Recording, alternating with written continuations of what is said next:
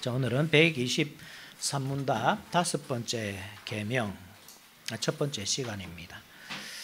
다섯 번째 계명은 이 10계명 가운데서 가장 익숙한 계명 중에 하나일 것입니다. 이게 5월 달만 되면 항상 이 본문으로 설교를 하죠, 그죠? 내 부모를 공경하라. 그래서 우리에게 익숙한 말씀인데, 우리가 그 말씀을 들으면서 제 경우에는 그렇거든요. 항상 의문이 들었습니다. 그게 뭐냐 하면, 내 부모를 공경하라. 그리하면 내가 내게 준 땅에서 내 생명이 길리라. 네 생명이 길리라. 이렇게 하는데, 참 역사를 보게 되면 이 부모를 공경하는 사람도 일찍 죽고, 또 아기로 죽는 경우도 있는데, 그런 교회는 아예 이렇게 효도할 기회가 아예 없죠, 그죠? 그리고 어떤 교회는 악인이 아주 오래 살기도 하고, 그런 경우를 보면 이 말씀이 꼭 들어맞는다는 생각이 잘 안 들었습니다. 그런데 저만 그러한 생각을 가진 것이 아니라, 아마 그러한 설교들을 계속 들어오면서 자란 여러분들도 아마 그런 생각을 가졌을 것입니다. 이게 분명히 하나님의 약속이긴 한데, 근데 실제로 이루어지는 일들을 보면 꼭 그렇지만은 않은 것 같잖아요, 그죠? 그래서 이 말씀은 그냥 문자 그대로 이해하기에는 조금 무리가 있겠다. 제가 이 신학 공부하기 전부터 이 본능적으로 그렇게 생각하고 있었습니다. 그래서 이 계명을 그러면 어떤 식으로 이해를 하고 적용해야 될까 항상 이렇게 고민을 많이 했고, 그 덕분에 또 깨달음도 많이 얻을 수 있었던 그런 본문이었습니다. 우리가 부모라고 하면 첫 번째로 생각해야 될 대상이 물론 우리를 낳아주신 그 부모입니다. 그 부모를 그러면 공경 안 해도 되나, 그런 말씀 절대 아니고 더 넓은 의미로 볼 수 있어야 한다는 것이죠. 이스라엘에서 부모는 꼭 한 단계 위에 부모만 아닙니다. 이 성경을 읽어보면 그렇거든요. 그러니까 이 아들이라고 할 때는 꼭 한 단계 위에, 한 단계 밑에 내가 직접 낳은 아들만 아들이라 하지 않고 손자도 아들일 수 있고 증손자도 아들일 수도 있고, 그러니까 부모의 개념이라 할 때는 그 조상의 개념까지 올라갑니다. 자, 그렇다고 할 때 한번 생각해 봅시다. 부모가 우리의 아버지, 할아버지, 증조 할아버지, 고조 할아버지, 그게 쭉 올라가면 그 꼭대기에 누가 있습니까? 아담이 있죠, 그죠? 아담 위에 또 있습니다. 누가복음에 나오는 족보가 그것을 가르쳐 줍니다. 아담 위에 누가 계시냐면 하나님이 계십니다. 그러니까 모든 사람이 이 하나님께서 이 만드신 아담으로부터 시작되기 때문에 사실 최종적인 우리의 부모는 하나님이십니다. 이 개념을 가지고 계셔야 됩니다. 하나님. 우리가 계속 이렇게 1계명부터 살펴보고 있지만 1계명이 말하고자 하는 것이 무엇이라고 했습니까? 예배의 대상이다, 결국은. 예배의 대상이 누구인가? 하나님 아니냐. 두 번째 계명은 예배의 방식이죠. 어떻게 예배를 드려야 되는가? 그 우상을 만들어 섬기면 안 됩니다, 그죠? 하나님께서 딱 계시해 주신 그 방식대로만 섬겨야 된다. 3계명은 하나님의 이름을 망령되이 읽지 마라. 그것은 하나님을 부른다는 말 자체가 그렇다 했잖아요. 예배의 개념입니다. 이름을 부르다. 여호와의 이름을 부른다. 이게 성경에서는 수거거든요. 예배를 드린다, 이런 뜻입니다. 즉 3계명이 말한 것은 뭐냐 하면 예배자의 자세죠. 하나님의 이름을 함부로 부르면 안 되는 겁니다, 그죠? 온 마음과 뜻과 그 목숨을 다해서 힘을 다해서 하나님을 공경하는 자세로 예배를 드려야 되는 겁니다. 4계명은 무엇이었죠? 안식일을 거룩히 지키라. 즉 예배의 시간이죠. 하나님과의 약속된 그 시간을 귀중하게 생각하고 그 시간에 딴 것은 하면 안 되고 딱 하나님만 집중해서 예배를 드려야 된다. 그 시간을 말하는 거죠. 5계명은 내 부모를 공경하는데 우리의 부모가 누구인가, 또 그 부모에게 이끌어주는 그 중개자가 누구인가 하는 사실을 말해주는 겁니다. 예배로 이끌어주는 그 중개자, 그죠? 그들을 존경해야 된다. 사실 모든 권위거든요. 그런데 그 권위를 강조하시는 이유가 있습니다. 왜냐하면 그렇게 해야 최종적인 권위죠. 하나님의 권위를 인정할 수 있거든요. 그러니까 우리가 이것을 중요하게 생각해야 됩니다. 우리가 이렇게 생각할 수 있습니다.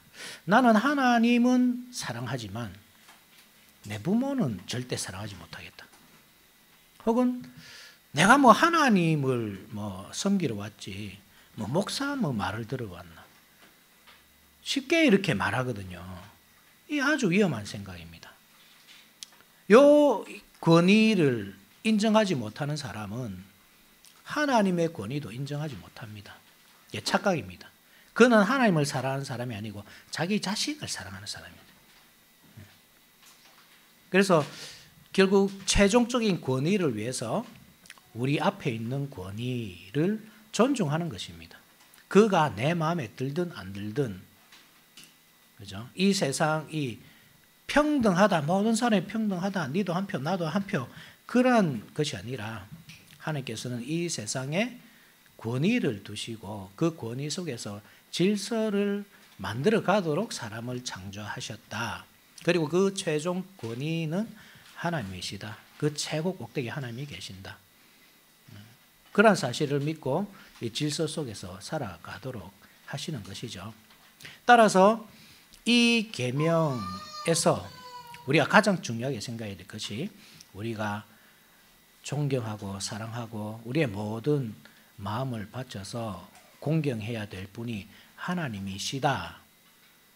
여기에 기준을 둬야 합니다. 일단, 그죠? 그 다음에 모든 것을 살펴봐야 됩니다. 왜냐하면 부모를 공경하라. 그러면 불신자 부모는 어떡하죠? 예전에 우리 아버지가 지금은 교회 나오시지만 이런 적이 있거든요. 교회 가지 말고 오늘 와서 이게 감 따는 것도 알아. 이런 적이 있었습니다. 그러면 제가 가는 게 맞습니까? 부모님 말씀에 순종해야 됩니까? 그렇지 않죠. 예. 분명히 우리가 부모님 말씀에 순종해야 되지만, 그렇지만 그보다 더 높은 권위가 있는 것입니다. 하나님의 권위. 예. 그래서 하나님의 권위에 최종적으로, 그죠? 1차적으로 내가 복종해야 되기 때문에 그때는 부모님 말씀 못 듣죠. 국가라는 개념도 그렇잖아요. 어떤 국가는 신앙의 자유를 주지 않습니다. 우리가 국가 위정자의 권위, 위의 권세에 복종해야 되잖아요. 그죠? 그렇지만 종교의 자유를 인정하지 않고 교회 가지 마라 하면 우리가 그 권위를 인정하면서 교회 안 가는 것이 맞는가? 북한이 그렇거든요. 북한은 김일성 아버지입니다. 그죠? 이 참 희한한 거예요. 그러니까 공산당에다가 그 우리나라 전통 이 유교 정신을 심어 놨거든요. 그래서 이게 일반 공산국가하고 조금 다릅니다. 북한은. 아버지입니다. 아버지. 아버지를 어떻게 배신합니까? 그죠? 그냥 지도자, 동지 이렇게 하면 얼마든지 지도자 바꿀 수 있잖아요.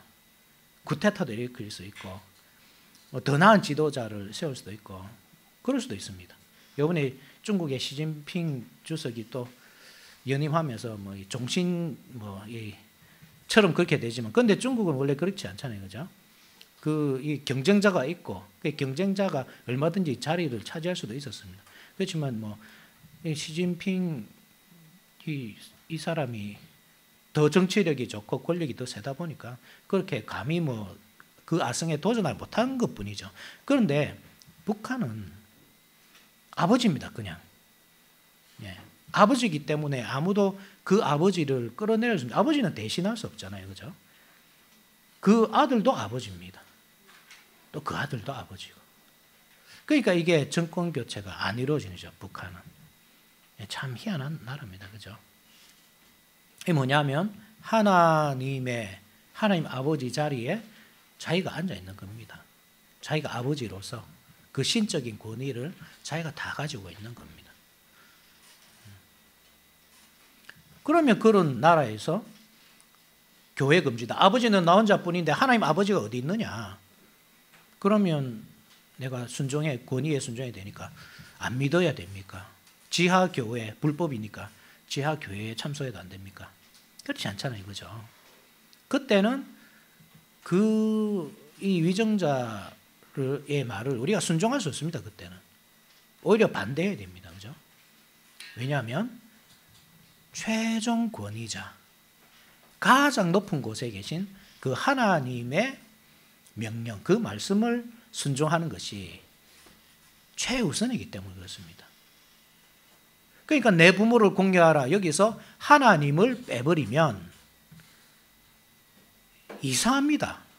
그죠? 적용이 안 됩니다. 우리 삶에. 하나님을 가장 먼저 생각해야 됩니다. 하나님은 우리 아버지시고 우리는 다 하나님의 자녀들입니다. 우리는 하나님의 아버지를 공경해야 되고 사랑해야 됩니다. 공경하다는 말이 뭐냐면 무겁다는 뜻입니다. 원래 무겁다. 근데 무겁다에서는 이 나온 말이 영광이거든요. 우리가 하나님의 영광을 위해서 산다. 사람의 제일 된 목적이 무엇입니까? 하나님을 영화롭게 하는 것입니다. 또 그를 영원토록 온전히 즐거워하는 것입니다. 그 영화롭게 하는 것이 뭐냐면 하나님을 무겁게 여기는 겁니다.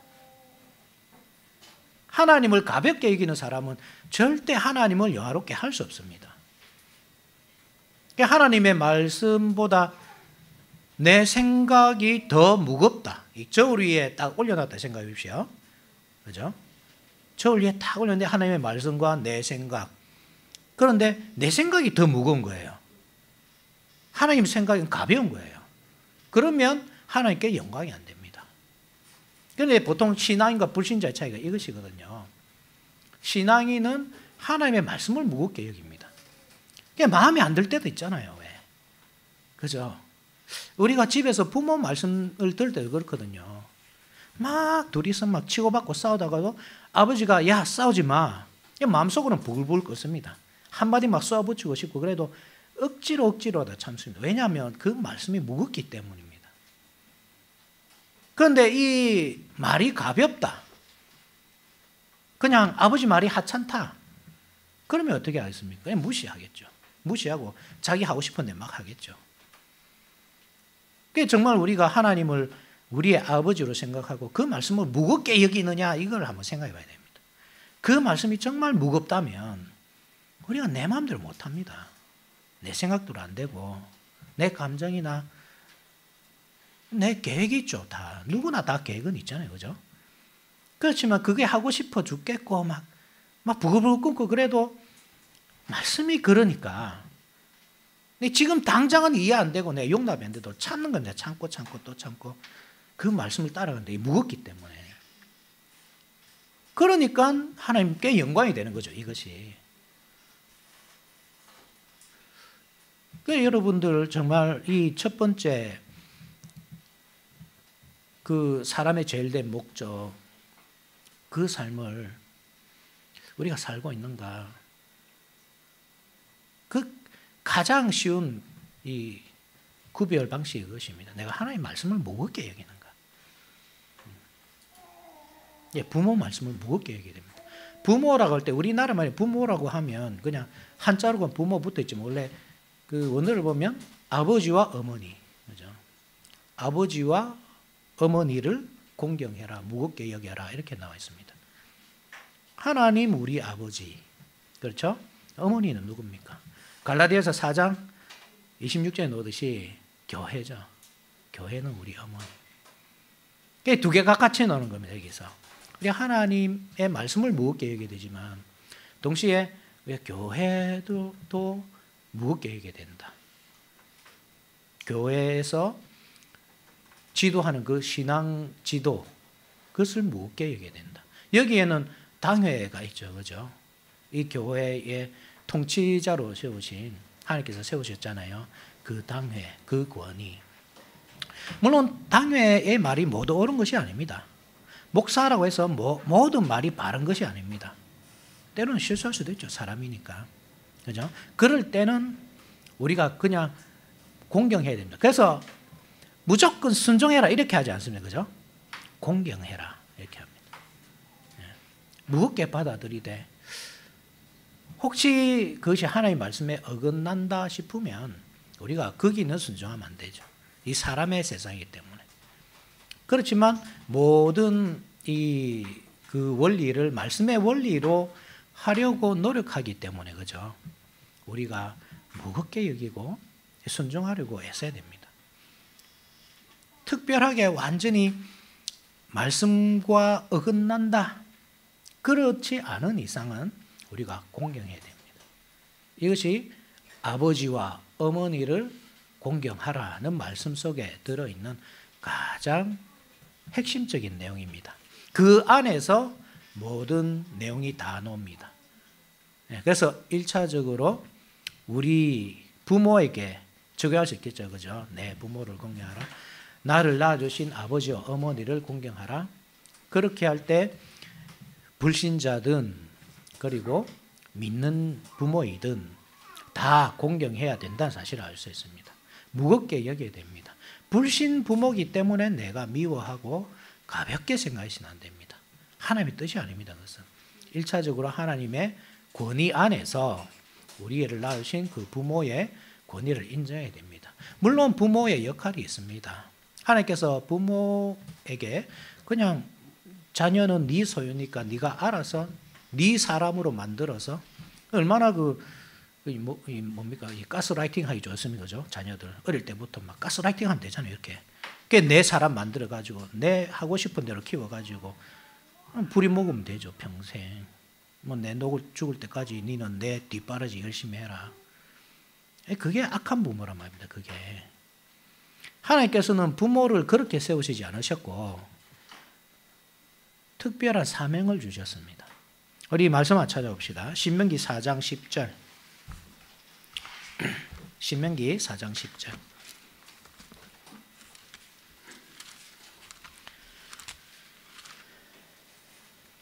(4장 10절) 같이 한번 읽어봅시다. 시작. 내가 호렙산에서 내 하나님 여호와 앞에 섰던 날에 여호와께서 내게 이르시기를 나에게 백성을 모으라. 내가 그들에게 내 말을 들려주. 그들이 세상에 사는 날 동안 나를 경외함을 배우게 하며 그 자녀에게 가르치게 하리라. 그 자녀에게 가르치게 하리라. 이 부모의 역할입니다. 이게.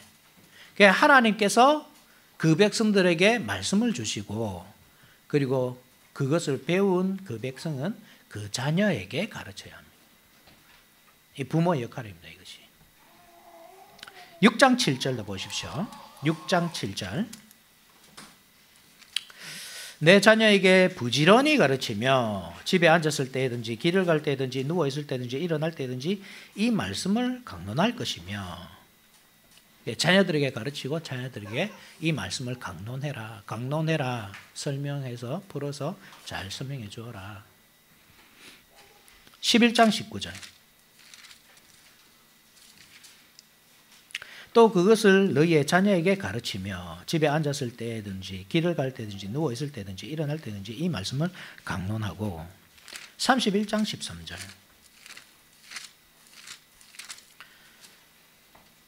또 너희가 요단을 건너가서 차지할 땅에 거주할 동안에 이 말씀을 알지 못하는 그들의 자녀에게 듣고 내 하나님 여호와 경외하기를 배우게 할지니라. 자녀가 그 말씀을 듣고 배우고 하나님을 경외하게 만들어라. 한번 보십시오. 이것이 하나님께서 이스라엘의 부모들에게 주시는 명령입니다.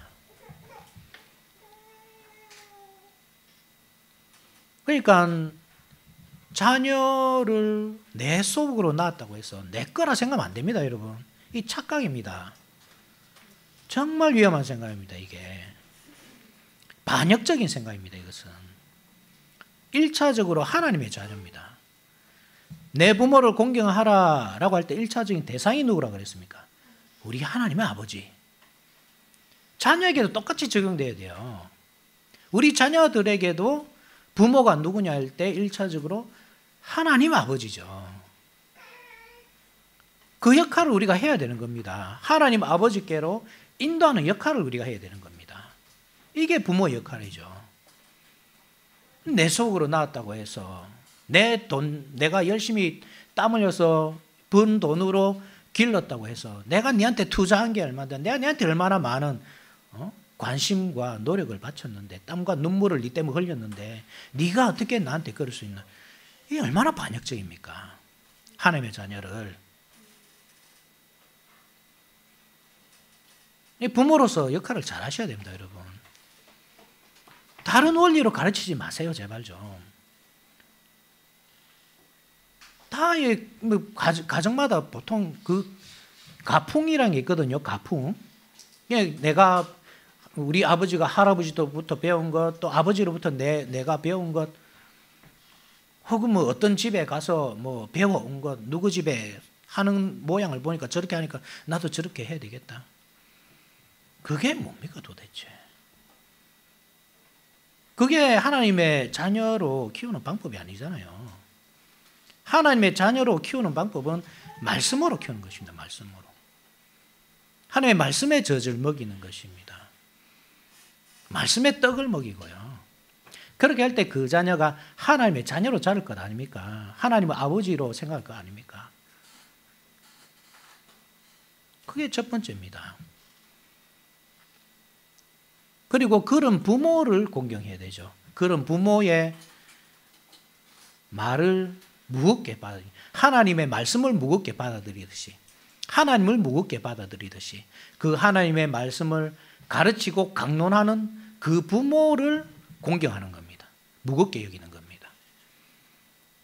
하나님의 그 말씀을 벗어나서 가르칠 때는 무겁게 여기면 안 돼요.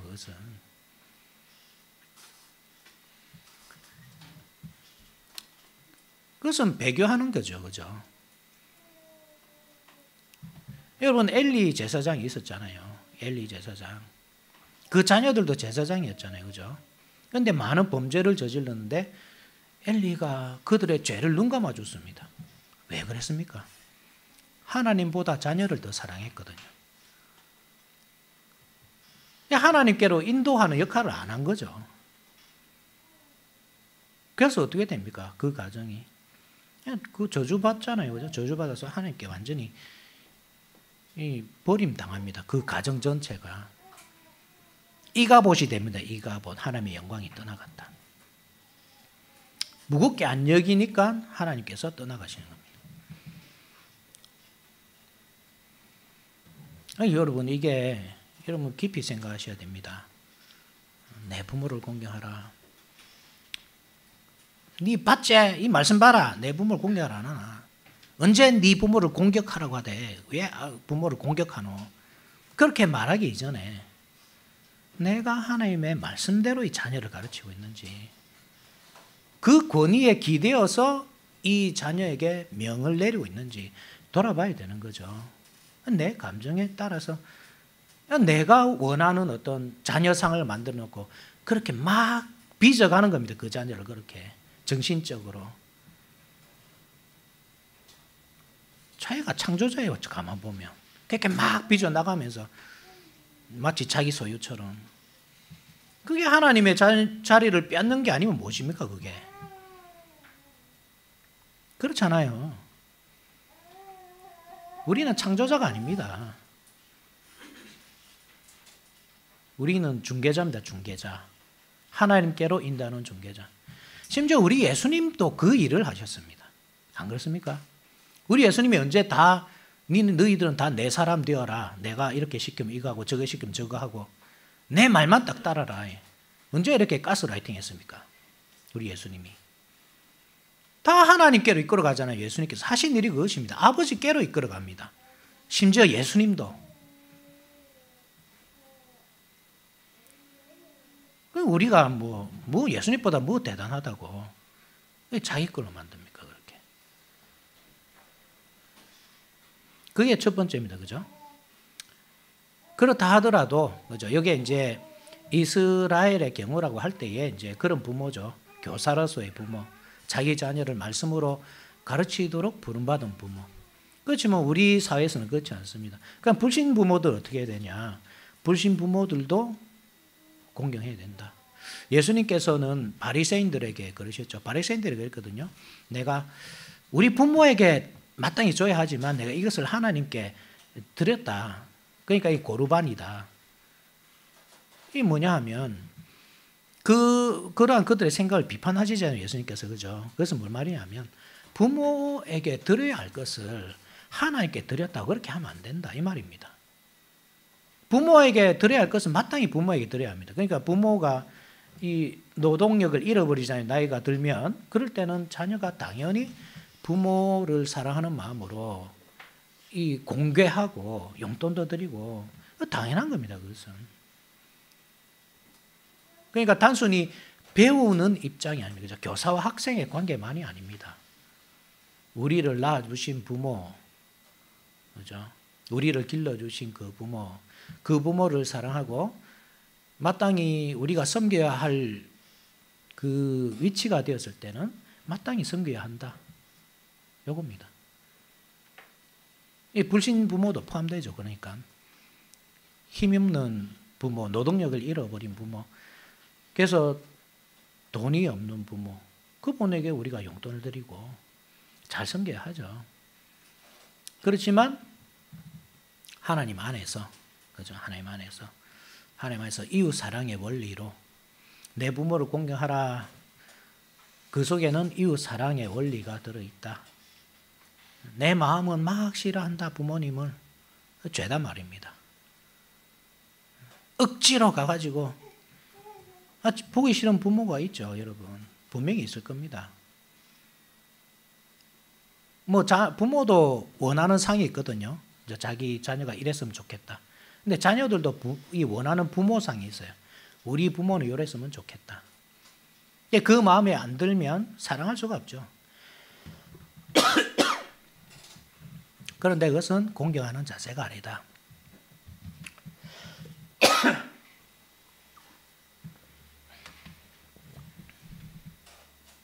사랑해야 됩니다. 마음속으로.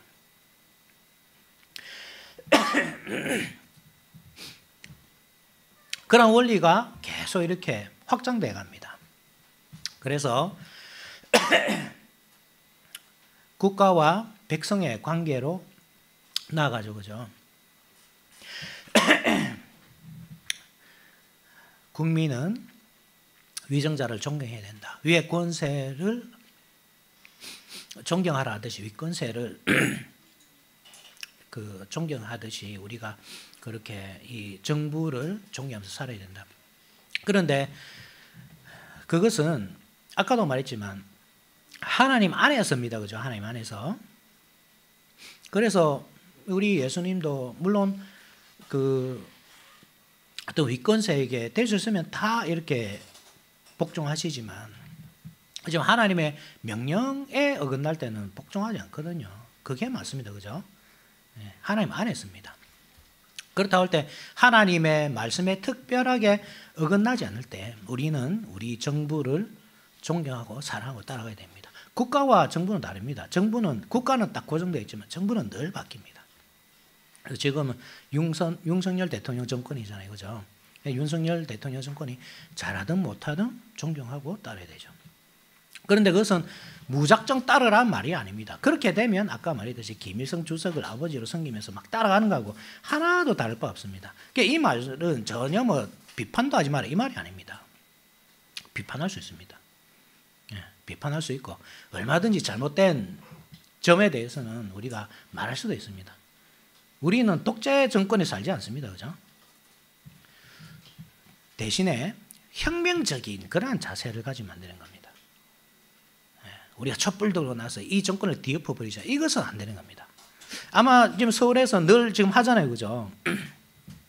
어제 뉴스 보니까 뭐 토요일 40만이 모였다고 하는데 이거 기독교인들도 많이 갔을 겁니다. 아마 거기 때로는 목사들도 가가지고 막 정권 막 비판 욕하고.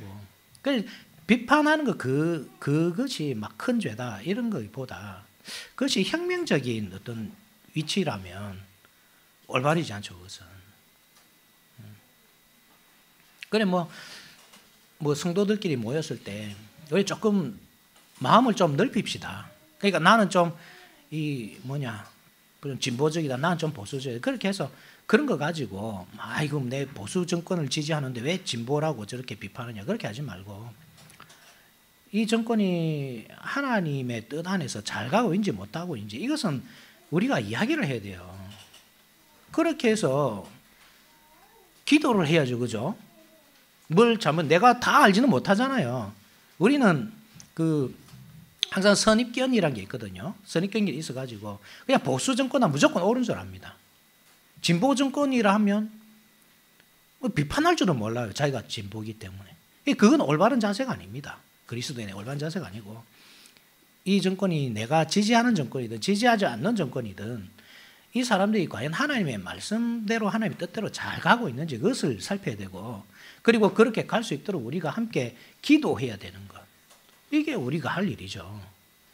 정부는 정부대로 알아서 하게 냅둬라. 우리끼리 이야기하지 말자. 다투고 싸우니까. 이게 우리가 결국은 우리 소견이 좁은 결과죠. 이게.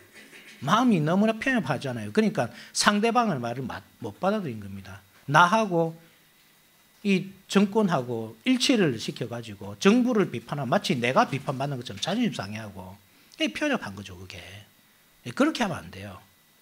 우리는 어떤 정권이라도 다 지지하지만 그렇지만 우리는 가장 위에 있는 권세 하나님을 최고로 지지하는 그 하나님의 백성들이기 때문에 그 하나님의 질서에 따라 되고 있는지 되고 있지 않는지 늘 살펴야 됩니다. 우리가.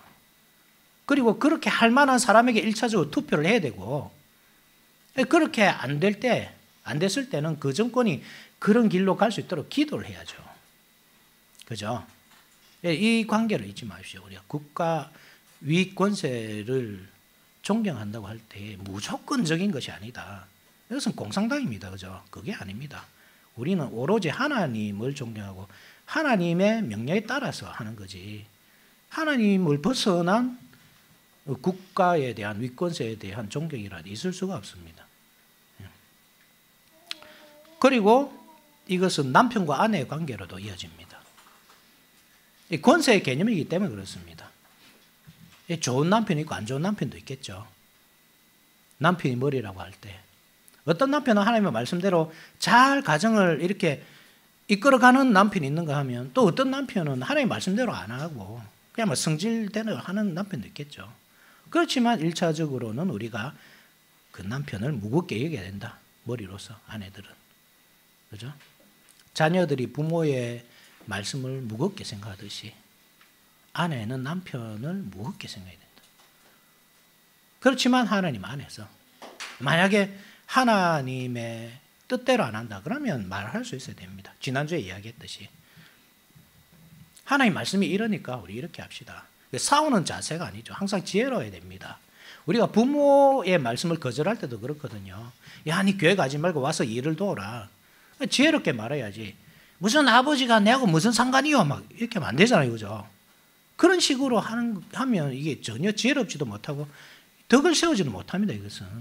오히려 하나님의 영광을 깔아먹는 거죠. 그죠? 남편에 관해서도 그렇습니다. 남편이 뭐 잘못할 수도 있죠. 마음에 안 들 수도 있고. 사람인데 뭐 어째 완벽합니까? 그렇지만 그래서 지혜롭게 해야지. 막 바가지 끌듯이 그렇게 하면 안 되는 거죠. 그죠? 그렇게 해서 사실 부부 싸움도 나고 부부 관계가 나빠집니다. 남편은 아내를 사랑해야 되고 그것은 성경의 명령입니다. 아내는 남편을 존경해야 됩니다.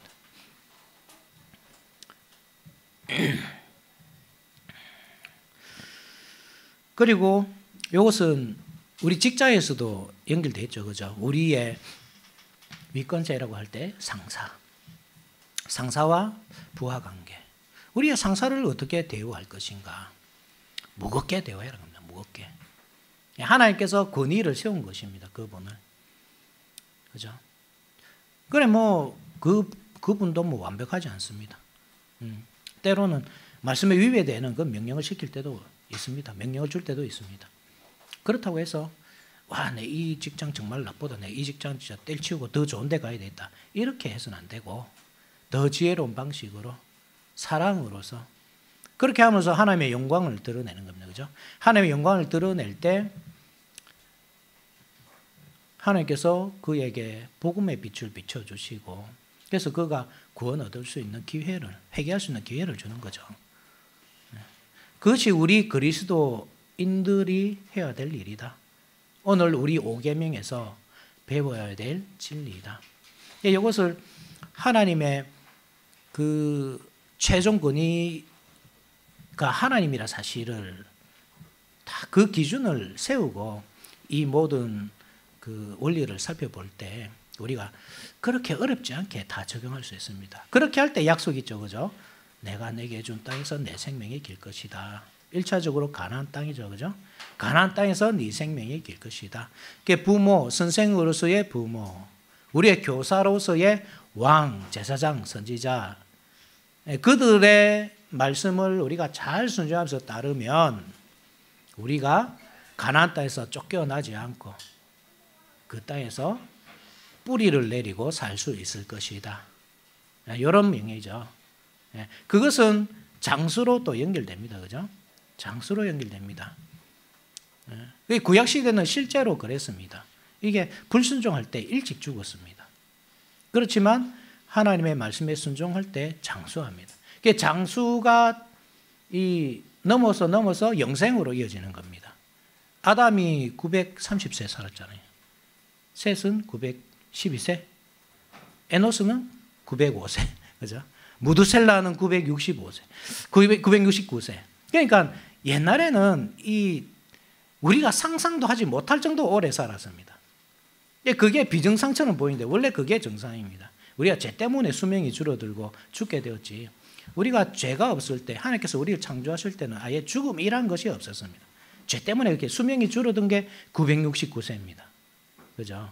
그러니까 이 죄 문제를 극복할 때 죄라는 것이 하나님의 말씀에 순종함에 부족함이 있는 것, 또 불순종하는 것, 그게 죄라고 할 때 우리를 가르치도록 부르신 그 교사의 음성에 귀를 기울이고 그분이 부모이든지 목사이든지 장로든지 그 교사의 말에 순종하면서 하나님의 말씀을 따라서 할 때에 우리에게 영생이 보장되는 겁니다. 옛날에는 가나안 땅이었지만 우리 시대에는 그리스도 안, 그렇죠? 성전도 그리스도, 예루살렘 성도 그리스도. 요한계시록에 하늘에서 새 예루살렘이 내려오는데 그 예루살렘이 바로 새 예루살렘 자체가 어린 양이잖아요. 그죠? 그러니까 우리가 그리스도 안에 사는 것입니다. 그 말씀에 순종함으로써 하나님의 명령을 무겁게 여김으로써 그 성에 살고 그 하나님의 명령을 가볍게 여김으로써 그 성에서 쫓겨나는 개념입니다.